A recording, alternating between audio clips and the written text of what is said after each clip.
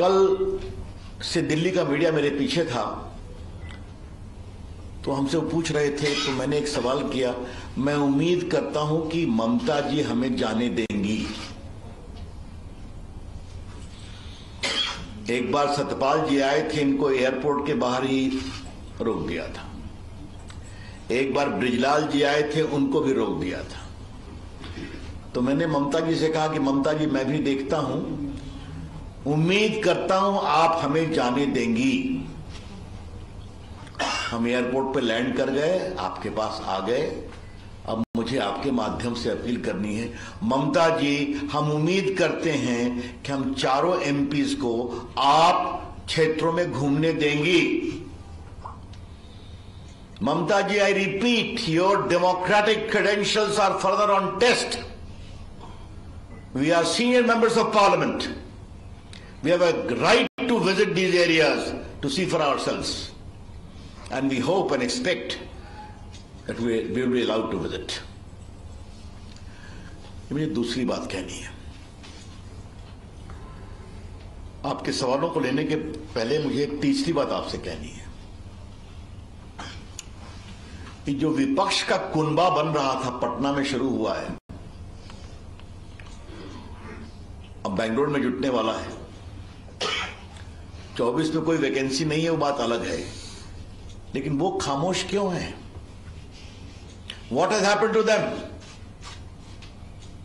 याद करिए, इन लोगों ने पटना में एक्सक्यूज मी, जो मीटिंग की थी, क्या कहा था कि नरेंद्र मोदी जी की सरकार अनडेमोक्रेटिक है, संविधान को बचाने के लिए सारी पार्टियों को एक साथ आना जरूरी है। और सबसे मुखर आवाज ममता जी की थी। आज मुझे सवाल करना है राहुल गांधी से, आपके भी कार्यकर्ता पीटे जा रहे हैं ना, क्यों खामोश हैं आप? कुछ नहीं बोलना? सीताराम येचुरी जी, अब तो आपके भी कार्यकर्ता पिट रहे हैं, आप भी खामोश हैं। बाकी मैं डीएमके और बाकी की बात नहीं कर रहा हूं, लेकिन जो सबसे अधिक विरोध करते हैं, CPI, CPM, Rahul Gandhi, one is amazed to see their conspicuous silence. उनकी चुप्पी जो है बहुत आशाजनक है। मतलब आजाद भारत में ग्राम पंचायत का चुनाव हो, 45 लोग मारे जाएं, यह आपके लिए कोई विषय नहीं है क्या? इट इज ए 48 लोग मारे जाएं। It is a sickening sign of a shameful democracy. एक बहुत ही बीमार लोकतंत्र का शर्मनाक उदाहरण है बंगाल। और जो खामोशी है वो दिखाती है कि ये लोग सब अवसरवादी हैं, स्वार्थी हैं, और नरेंद्र मोदी को हटाने के लिए, कुर्सी के लिए किसी सीमा तक जाने को तैयार है।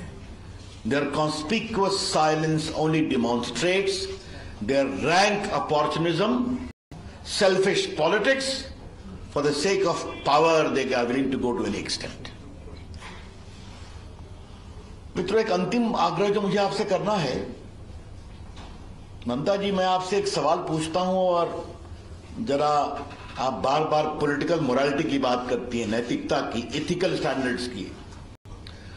तो ममता जी, अगर आपकी सरकार ये सब नहीं करती और करवाती तो कितना जीतती हैं आप? आई रिपीट, ममता जी, अगर आपकी सरकार और आपके ऑफिसर और आपका इलेक्शन कमीशन और आपकी पुलिस ये नहीं करवाती तो कितना जीतते हैं आप? मुझे याद है कि जब भी सेंट्रल फोर्सेस आती है, ये तो यहां तक कोर्ट के आदेश से आई थी ना, तो उनको सेंसिटिव बूथ शेयर किया जाता है। ये तो पहली बार हुआ कि बीएसएफ को पब्लिकली कहना पड़ा कि हमारे डिमांड के बावजूद हमको सेंसिटिव बूथ नहीं दिया गया। तो इससे अधिक और क्या प्रमाण हो?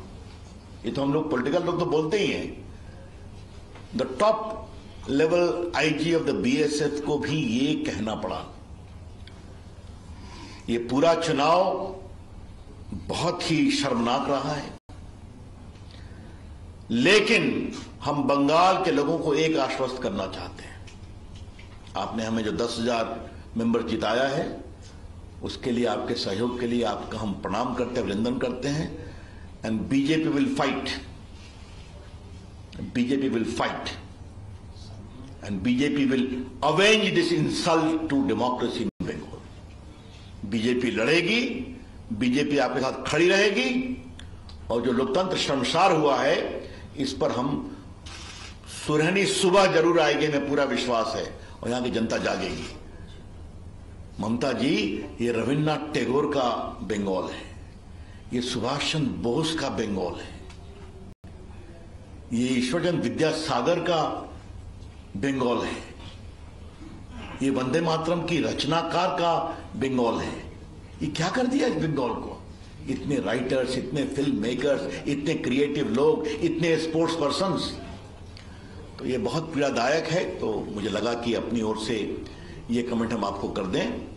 Now I am open to questions. Thank you. Ravishankar ji, मेरा सवाल ये है कि राज्य चुनाव आयोग का कहना है कि आधिकारिक तौर पर 10 लोगों की मौत हुई है, राजनीतिक दल कुछ और ही मांग कर रहे हैं और आंकड़े बता रहे हैं, इस पर आपकी क्या प्रतिक्रिया है? और दूसरा, बीजेपी का जो दल है, इस तरह के दल, सांसदों के दल बंगाल आते हैं, बाकी राज्य जाते हैं, लेकिन टीएमसी और विपक्ष का आरोप है कि क्यों नहीं मणिपुर जा पाते? चलिए, इस दोनों सवाल का मैं विस्तार से जवाब दे देता हूं ताकि बाकी लोग भी होंगे। हमें बंगाल के चुनाव आयोग पर विश्वास नहीं है। जो उनके हेड हैं, मैं कोई व्यक्तिगत टिप्पणी नहीं करना चाहता हूं, वो बड़े पदाधिकारी रहे हैं ममता सरकार के, और कितने सुप्रीम कोर्ट से क्या क्या हुआ आप भी जानते हैं। तो I don't want to go into the antecedents of the chief electoral officer. काफी उन्होंने कह दिया। जिस तरह से उन्होंने आचरण किया है, लोकतंत्र को शर्मसार करने में यहां के चुनाव आयोग की भी कम भूमिका नहीं है। चुनाव आयोग कहते हैं, क्या बोलते हैं उसको, राज्य चुनाव आयोग का अधिकारी, उनकी भी कम भूमिका नहीं है। मतलब आपके पास सेंट्रल फोर्सेज है, कोर्ट का आदेश है, कोर्ट की सख्त टिप्पणी है, उसके बावजूद ये हो रहा है, तो आप जिम्मेवार किसको मानेंगे? If I can use a legal language, इतनी संदेहास्पद परिस्थितियां हैं जो स्पष्ट बताती हैं कि चुनाव आयोग ममता जी के पूरे प्रभाव और दबाव में काम कर रहा था। There is enough suspicious circumstances existing to conclusively show that state election commission was working under pressure.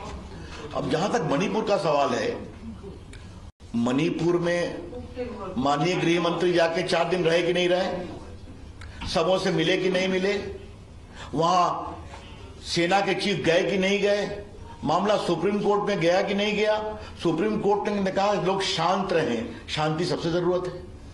तो जितना भी ऑल पार्टी मीटिंग हुई कि नहीं हुई, दिल्ली में हुई, राज्यपाल जी ने बुलाया, तो जितना डेमोक्रेटिक क्रेडेंशियल्स में तनाव को कम करने की कोशिश है, वो सारी कोशिश की गई है। मैंने सुना है कि ममता जी ने भी अपनी पार्टी को कुछ डेलीगेशन बनाया है, जाए वहां पर, तनाव नहीं बढ़ाएं, ये हम जरूर कहेंगे। वो एक बॉर्डर स्टेट है, सेंसिटिव स्टेट है, उसके तनाव को कम करना चाहिए। सर, एक सवाल है, 8 जुलाई को डॉन न्यूज़पेपर पाकिस्तान का, उसमें भी बंगाल चुनाव को लेते हुए एक रिपोर्ट लिखा गया है जिसमें कहा गया है कि 7 kill in Indian village election classes on Dawn newspaper. किस तरह से देखते हैं, क्या कहना चाहेंगे? हाँ, एक बात मनोज्ञा, मैं आपके सवाल का जवाब दे दूं। वो 10 कह रहे हैं, तो हम क्या आपको डिसबिलीव करें? अगले सवाल मैं आप पर छोड़ता हूं। ये जो 45-48 नंबर आ रहा है, ये तो ज्ञान देने में आप लोग की बहुत बड़ी भूमिका है ना, तो क्या हम आप पर भी अविश्वास करें? हम आप पर विश्वास करेंगे, राज्य चुनाव आयोग पर नहीं विश्वास करेंगे, जहां तक मृतकों की संख्या सवाल है। अब मैं क्या बताऊं, दीदी को बताया जाए कि अब पाकिस्तान में भी उनकी लोकतांत्रिक कमिटमेंट पर सवाल उठ रहे हैं, उनको पढ़ाइए। सर, नॉर्थ बंगाल में 2021 में तृणमूल का जो जमीन खो गया था, फिर वो रिगन कर लिया इस पंचायत चुनाव में। तृणमूल से बोल रहा है, तो जो लक्ष्मी का भंडार चल रहा है, जो पॉलिसी चल रहा है उन लोगों का,